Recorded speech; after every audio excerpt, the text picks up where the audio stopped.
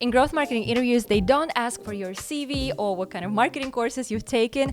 They may hit you with questions like, what if your budget got slashed by 80%? How would you still drive growth for us? I've been to dozens of marketing interviews in the last 10 years. I'm being recruited. I've hired marketers myself a lot. In this video, I'll break down the hardest growth marketing interview questions you'll face in your next interview. I'll explain why hiring managers ask them and how you can possibly answer. And the first question is, if we cut your monthly budget by 80%, how would you still drive growth? So why do hiring managers actually ask this? Now, you have to understand that they are here not to entirely let you down or to make sure that you have a sleepless night. They are as stressed as you are, and they just want to close this position as soon as possible, and they are tired of tons of interviews they ran before, so they need specific answers. So the reason number one why they may ask this, first of all, it might be very close to the reality in today's crazy economy. A lot of budgets gets cut, and most likely something like this has happened to them earlier.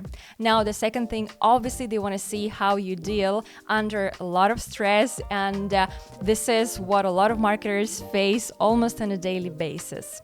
And finally, they want to see how you can actually deal with budgets, because whenever you'll be running any growth marketing experiments, whenever you'll be working with performance channels, they want to understand if they're confident to allocate you certain budgets.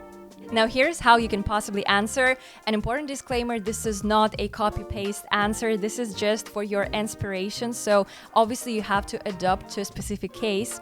In any case, first things first, you can mention that you'll dig deeper into the historical performance. You have to understand what kind of geographies, products, channels, audiences have driven growth earlier, and most likely you're gonna freeze the rest and double down on what has worked earlier. Now, secondly, you have to let them know that you'll align on the new KPIs and targets with your manager. And this way you'll let them know that you're really, target-driven person, and you're not just doing mindless growth marketing tactics here and there. You work towards a specific goal all the time. Finally, you can give a specific example. You can mention that most likely you'll focus on increasing your top level conversions. If you are preparing for your next growth marketing interview, I've put together this free checklist with the top questions you'll face, the frameworks to answer them, and sample responses you can actually adapt to your own experience. It's like having a playbook to stand out in interviews. You can grab your copy, the link is in the description. Now, the question number two, if you had to 10x our user base in 6 months, what would you do? First of all, everyone is looking for a hungry and an ambitious person. That's the reality of today's job market, so they want to see if you're exactly a fit for them. Secondly, it might be an investor expectation, and most likely it's not even their desire to do so. They are told, your hiring manager is actually told to deliver this result, so they're looking for a possible answer. And the reason number three is they simply want to see how you can plan ahead and think long term. So here's how you can possibly answer. First of all, you have to let them know that you'll analyze whether this is actually realistic. Is the market actually growing? Have other players or competitors achieved the same in the market? Obviously, do your homework and run even the basic competitor analysis before jumping on a call with them.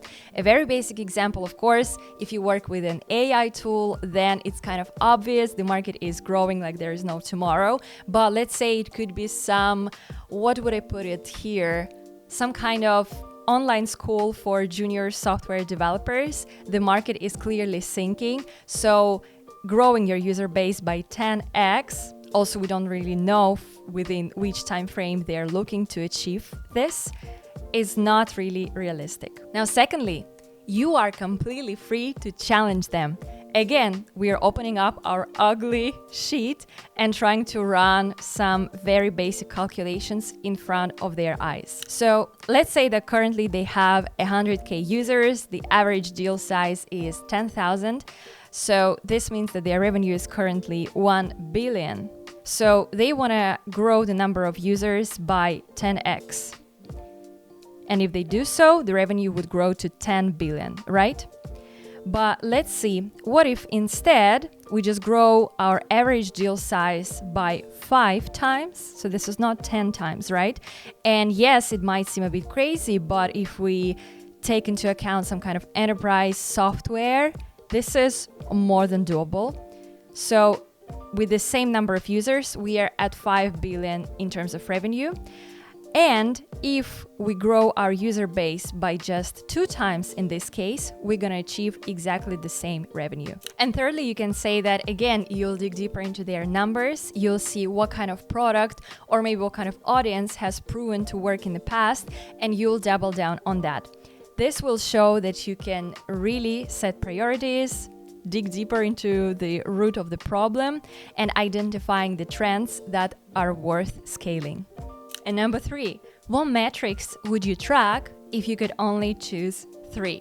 Why do they ask this? First of all, they obviously want to see how you actually analyze the impact of your work and how you measure performance. They also want to see if you look at vanity metrics such as, traffic or the number of clicks, or if you look at a real business impact. And finally, they're simply looking for a revenue-driven person. That's the reality of today's market. People hire every single candidate to close a specific gap and to drive revenue for businesses. Here's how you can answer. Now, you can say that I'll be focusing on looking at the number of qualified leads and whether we are hitting a desired cost per lead. Now, I know that they asked for 3 specific metrics in their question, but you can expand your answer by adding a few more points. You can say that obviously, you don't just want to generate any leads, but you're interested in qualified opportunities for your team. And on top of that, you can mention that obviously you'll be looking at the revenue that you generate with your marketing campaigns, but you take one step back, and by looking at the number of qualified opportunities, you'll see the kind of upcoming trend, and you'll see if you're going to hit the desired revenue number in the next couple of months. And by looking at cost per lead, you will analyze whether this revenue will actually be profitable for businesses in the long run. Because, for example, if your cost per lead, is about, $1 million, if it costs a fortune to drive every single lead. So at the end of the day, when the business is gonna deduct all of the costs from your revenue, they're not gonna be profitable. So by saying this, you'll imply that the budget that'll be put on your table is not going to be wasted.